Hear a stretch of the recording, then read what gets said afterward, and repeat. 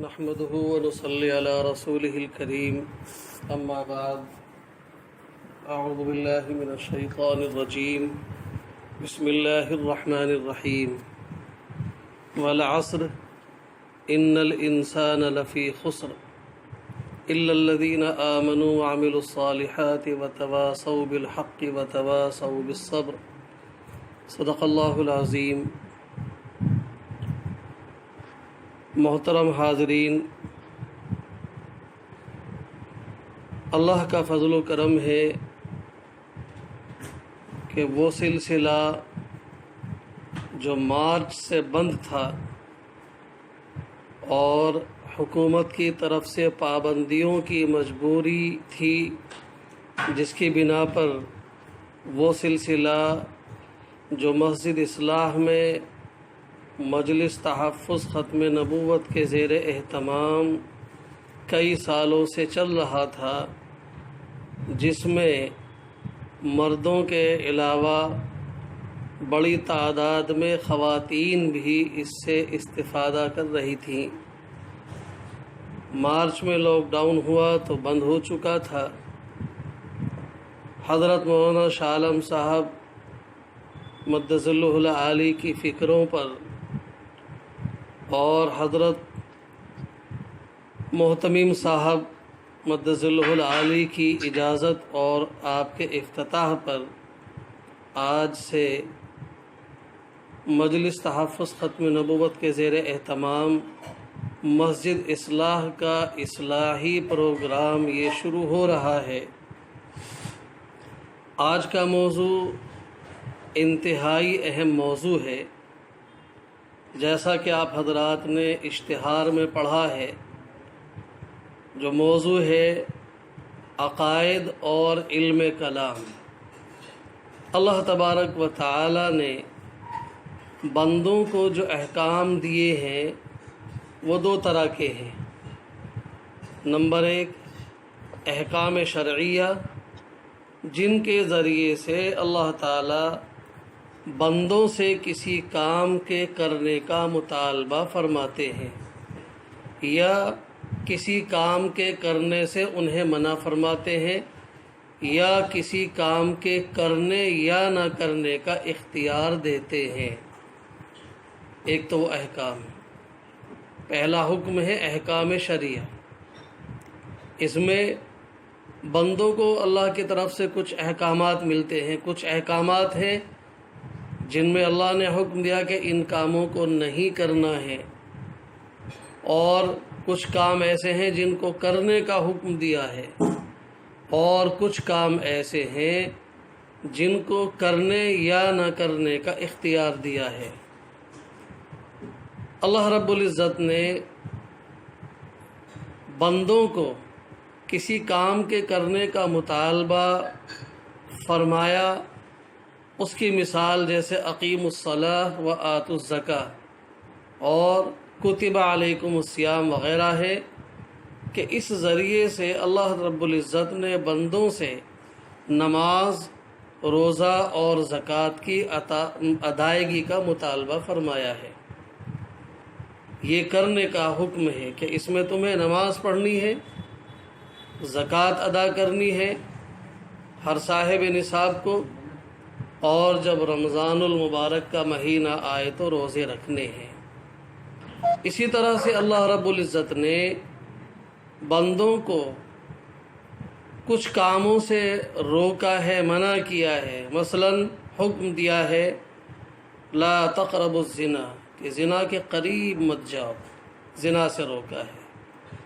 اسی طرح سے حرم الربا، سود سے روکا ہے۔ اسی طرح سے الا لعنت اللہ علی الکاذبین، جھوٹ سے اللہ رب العزت نے روکا ہے۔ اور تیسرا وہ کہ اللہ رب العزت نے بندوں کو کچھ کام، کچھ احکام ایسے دیے ہیں کہ ان کو کرنے نہ کرنے کا اختیار بندوں کو دیا ہے۔ مثلا وَإِذَا حَلَلْتُمْ فَاصْطَادُوا، اور فَإِذَا قُضِيَتِ الصَّلَاةُ فَانتَشِرُوا فِي الْأَرْضِ وَابْتَغُوا مِنْ فَضْلِ اللَّهِ، یعنی بندہ اگر حالت احرام میں نہیں ہے تو اسے اختیار ہے کہ وہ شکار کرے یا نہ کرے۔ اس میں نہ تو یہ کہا گیا ہے کہ تم حالت احرام میں نہیں ہو تو تمہیں شکار کرنا ہی ہے یا شکار نہیں کر سکتی، اختیار ہے اس میں، کرے یا نہ کرے۔ اسی طرح سے جمعے کی نماز سے فارغ ہو کر اللہ کا حکم ہے فَإِذَا قُضِيَتِ الصَّلَاةُ فَانتَشِرُوا فِي الْأَرْضِ وَابْتَغُوا مِنْ فَضْلِ اللَّهِ۔ اسے اختیار ہے کہ جمعے کی نماز سے فارغ ہو کر کے وہ تجارت میں اور کاروبار میں چاہے مشغول ہو جائے یا مشغول نہ ہو۔ تو یہ پہلا حکم ہے جس میں اللہ رب العزت نے بندوں کو شریعت کا پابند بنایا ہے، یہ کام کرنے ہیں، یہ کام نہیں کرنے ہیں، ان کاموں کو کرنے اور نہ کرنے کا اختیار ہے۔ تو یہ تو وہ چیزیں تھیں جو کرنے نہ کرنے میں بندوں کا اختیار تھا۔ دوسرے وہ احکام ہیں جو صرف اعتقاد رکھنے اور ماننے سے تعلق رکھتے ہیں، جیسے شریعت کا حکم ہے کہ اللہ رب العزت زندہ ہے، سننے والا ہے، جاننے والا ہے، دیکھنے والا ہے، کہ اس سے عمل مطلوب نہیں ہے بلکہ یہ مان لینا اور اعتقاد کر لینا ہے کہ اللہ تعالیٰ میں یہ صفات ہیں۔ اگر کوئی بندہ اللہ رب العزت کی ان صفات میں سے کسی صفت کا انکار کرے اس کا ایمان ختم ہو جاتا ہے۔ تو یہ وہ احکام ہیں جن کا تعلق عقیدوں سے ہے، عمل سے نہیں ہے۔ پہلی قسم کے احکام کا تعلق چونکہ عمل سے ہے، جو اوپر بیان ہوا، اس لیے ان کو احکام عملیہ کہتے ہیں، اور دوسری قسم کے احکام کا تعلق اعتقاد رکھنے سے ہے، اس بنا پر ان کو احکام اعتقادیہ کہتے ہیں۔ جس علم کے ذریعے سے احکام عملیہ کی معرفت تفصیلی دلائل کے ذریعے سے حاصل ہوتی ہے اس کا نام علم فقہ ہے، اور جس علم کے ذریعے اسلامی عقائد کی معرفت تفصیلی دلائل کے ساتھ حاصل ہوتی ہے اس کو علم کلام کہا جاتا ہے، جیسا کہ آج کا موضوع ہے عقائد اور علم کلام۔ تو دونوں ہی طرح کے احکام انتہائی اہم ضروری ہے۔ بندوں کو دونوں طرح کے احکام کو بجا لانا چاہیے، البتہ اگر دونوں میں مقابلہ کر کے دیکھا جائے کہ ان میں کون سا زیادہ فضیلت والا ہے تو سمجھ لینا چاہیے کہ علم کلام کو علم فقہ پر فضیلت حاصل ہے، اس لیے کہ علم فقہ یعنی احکام شرعیہ پر عمل کرنا واجب ہے، اور یہ اسی وقت معلوم ہوگا جب ان احکام کے عطا کرنے والے اور لانے والے یعنی اللہ اور اس کے رسول کی معرفت حاصل ہو، اور اللہ رب العزت کی ذات اور صفات اور رسول کی معرفت علم کلام سے حاصل ہوتی ہے۔ عقائد اور اعمال میں اصل عقائد ہیں،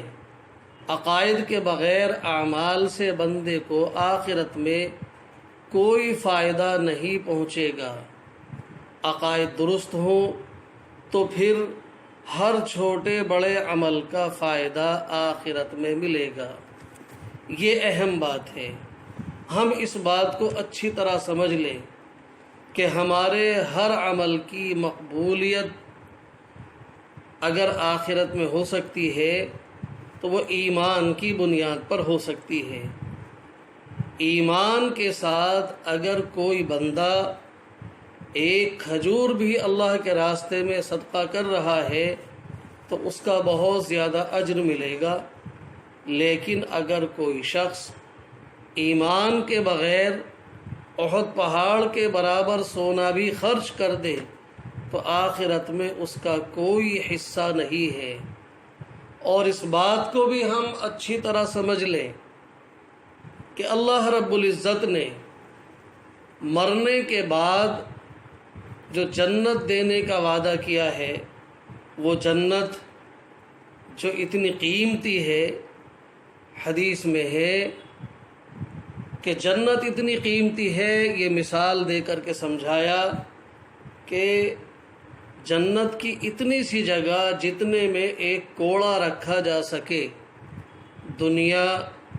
اور دنیا کے اندر جتنی چیزیں ہیں ان سب سے زیادہ قیمتی ہے۔ صرف اتنی جگہ جتنی جگہ میں کوڑا رکھا جا سکتا ہے۔ اور ظاہر بات ہے ایک چھوٹے سے کمرے کے اندر بہت سارے کوڑے آ جائیں گے، لیکن اللہ تبارک و تعالی ایمان والے کو دنیا سے 10 گنا بڑی جنت عطا فرمائے گا۔ اب ایمان کی اہمیت سمجھیں کہ وہ قیمتی جنت، جس جنت کی قیمت اس دنیا سے کتنی زیادہ ہے کہ ایک کوڑا رکھنے کے برابر کی جگہ جنت والی، وہ دنیا اور دنیا کے اندر اوپر نیچے باہر جتنے بھی خزانے ہیں، جتنی بھی نعمتیں ہیں، ان سب سے زیادہ قیمتی ہے۔ اور ایمان والے کو ایمان کی بنیاد پر اس دنیا سے 10 گنا بڑی جنت ملے گی، تو وہ جنت ایمان ہی کی بنیاد پر ملے گی۔ اور ایمان اگر ہمارا سلامت رہے گا تو وہ عقائد کے درست ہونے کی وجہ سے رہے گا۔ آج اس دنیا میں اتنے فتنے ہیں کہ آدمی اپنے آپ کو ایمان والا سمجھتا ہے، لیکن اس کا عقیدہ خراب ہو گیا، اس کا ایمان چلا گیا۔ اب بظاہر وہ خوش ہے، اپنے آپ کو ایمان والا سمجھتا ہے، قادیانی کلمہ پڑھتے ہیں، اپنے آپ کو ایمان والا کہتے ہیں، لیکن چونکہ ان کے عقیدے میں بگاڑ پیدا ہوا، نبی اکرم صلی اللہ علیہ وسلم کی نبوت پر انہوں نے ڈاکہ ڈالا، لہذا عقیدہ خراب ہونے کی وجہ سے ان کا ایمان ختم ہو چکا۔ اب وہ اپنے آپ کو ایمان والا سمجھتے رہے، لیکن کوئی فائدہ نہیں ہے۔ اسی طرح سے دور حاضر کا فتنہ شکیلیت ہے۔ شکیلیوں کو اگر دیکھا جائے تو بظاہر ان کی جو صورت ہے، اس پہ چہرے پہ داڑھی، سر پہ ٹوپی، پاجامہ ان کا ٹخنوں سے اوپر، نماز پڑھنے میں مسجد کی صفوں میں اگلی صف پر،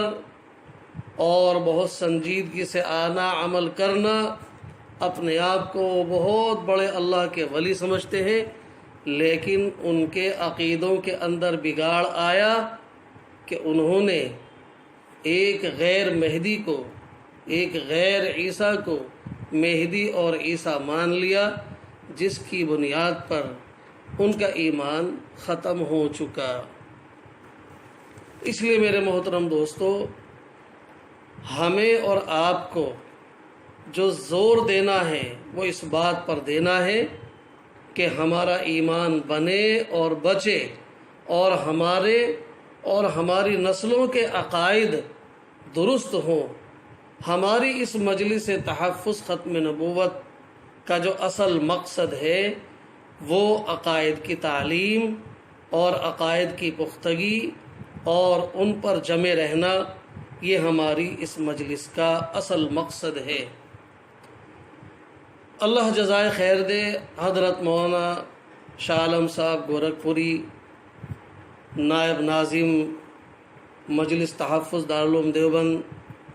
اور دارالعلوم دیوبند کے تمام اکابرین کو کہ انہوں نے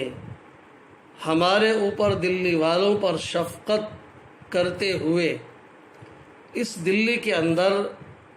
مجلس تحفظ ختم نبوت کی ایک شاخ دہلی اوکھلا میں کھولی، جو مسلسل حضرات اکابرین کی سرپرستی میں، اور خصوصاً ہمارے بڑوں کی سرپرستی اور ساتھ میں حضرت مولانا قاضی کامل صاحب جیسے مشفق اور مربی کی رہنمائی، اور اس میں ہمارے بہت بڑی تعداد میں نوجوان، ہمارے بھائی ذیشان داؤدی، ہمارے بھائی فرحان اور بہت سارے، جناب بھائی ارشد، ان سب نے ہماری اس مجلس کو ایسی تقویت پہنچائی کہ الحمدللہ سن 2014 سے اب تک مسلسل دہلی میں یہ کام چل رہا ہے، اور رد شکیلیت پر الحمدللہ اتنی محنت یہاں پر ہمارے ان ساتھیوں نے کی اور ہمارے بزرگوں نے آ کر بیانات کیے کہ اللہ کا فضل ہے کہ شکیلی یہاں سے وہاں، وہاں سے وہاں فرار ہونے پر مجبور ہیں۔ جو وہ علل اعلان اپنا کام کر رہے تھے، یعنی علل اعلان سے مراد کھلے دل سے، ان کا کام بہت خفیہ ہوتا ہے، وہ اعلان کے ساتھ کام نہیں کرتے ہیں، اور ان کے کام کا طریقہ بہت شاطرانہ ہوتا ہے، لیکن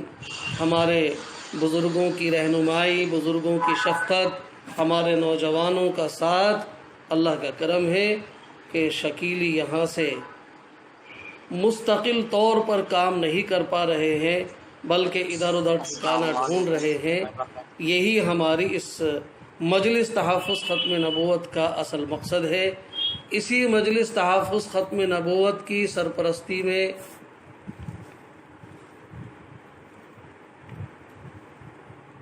ہلو جی حضرت، آواز آ رہی ہے آپ کی؟ اچھا، آ رہی ہے۔ اسی مجلس تحفظ ختم نبوت دہلی کی سرپرستی میں مجلس مسجد اصلاح سے ایک اصلاحی کام کا سلسلہ شروع کیا گیا تھا، اور وہ یہ سلسلہ تھا کہ خواتین ہماری جو دیگر فرقوں کی مجالس میں جا کر کے اپنے عقیدوں کو خراب کر رہی تھیں، ہمارے کچھ ساتھیوں نے فکر کی، اور الحمدللہ ہم نے مسجد اصلاح میں یہ نظم کیا کہ اوپر پردے کے ساتھ خواتین کو بلا کر کے اور عقائد کے تعلق سے بیانات کرائے، اور بھی دیگر جیسے جیسے ماحول کے ساتھ ان کے لیے بیانات کا سلسلہ جاری کیا، جس سے ہماری خواتین جو ادھر ادھر بھٹکتی تھی اور عقیدے ان کے خراب ہو رہے تھے، عقیدے خراب ہونے سے ان کے بچ گئے، اور پھر ان کے اندر ایسی طلب ہوئی کہ جب یہ سلسلہ لاک ڈاؤن کے بعد بند ہوا، اب ان کے شوہروں کے ذریعے سے خبریں آنی شروع ہوئی کہ وہ سلسلہ کسی طریقے سے جاری ہونا چاہیے، ہمیں بڑا نقصان ہو رہا ہے، اور جو ہمیں فائدہ پہنچ رہا تھا وہ نہیں پہنچ پا رہا ہے۔ تو حضرت مولانا شاہ عالم صاحب گورکھپوری مدثر اللہ العالی نے ہمیں بار بار دارالعلوم سے بیٹھے بیٹھے فکر دلائی، اور یوں سمجھیے کہ پن بھی چبھاتے رہے، جس کے نتیجے میں پھر قاضی صاحب نے ہم نے مشورہ کیا کہ اس سلسلے کو آن لائن شروع کر دیا جائے۔ جس طرح سے دیگر کام چل رہے ہیں، اسکول کی تعلیم بھی آن لائن چل رہی ہے، یہاں تک کہ عدالت کے کام بھی چل رہے ہیں، تو پھر ہمارا مجلس کا یہ کام کیوں نہیں چل سکتا؟ تو الحمدللہ حضرت محتمیم صاحب مدثر اللہ العالی نے اس کا افتتاح کیا، اور آج یہ اس ہفتہ واری پروگرام کا آج یہ پہلا پروگرام ہے، جس میں حضرت نے میرا نام رکھ دیا، حالانکہ میں تو یہ چاہتا تھا کہ پہلا بیان حضرت مولانا شاہ عالم صاحب مدثر اللہ العالی کا ہونا چاہیے، لیکن مجھے ناکارہ کے ذمے یہ ذمہ داری ڈال دی۔ بہرحال میں بس اپنی بات کو یہاں پر ختم کرتا ہوں کہ ہم سب اس مجلس تحفظ ختم نبوت کے اصل مقصد پر پوری طرح سے محنت سے کام کریں، اور اس کا مقصد ہے نحمدہ ونصلی علی رسولہ الکریم، اما بعد، اعوذ باللہ من الشیطان الرجیم، بسم اللہ الرحمن الرحیم۔ والعصر ان الانسان لفی خسر الا الذین آمنوا وعملوا الصالحات وتواصوا بالحق وتواصوا بالصبر صدق اللہ العظیم۔ محترم حاضرین، اللہ کا فضل و کرم ہے کہ وہ سلسلہ جو مارچ سے بند تھا اور حکومت کی طرف سے پابندیوں کی مجبوری تھی، جس کی بنا پر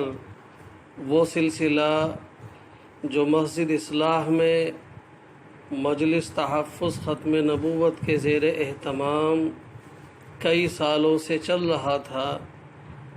جس میں مردوں کے علاوہ بڑی تعداد میں خواتین بھی اس سے استفادہ کر رہی تھیں۔ مارچ میں لاک ڈاؤن ہوا تو بند ہو چکا تھا۔ حضرت مولانا شاہ عالم صاحب مدث اللہ العالی کی فکروں پر اور حضرت محتمم صاحب مدث اللہ العالی کی اجازت اور آپ کے افتتاح پر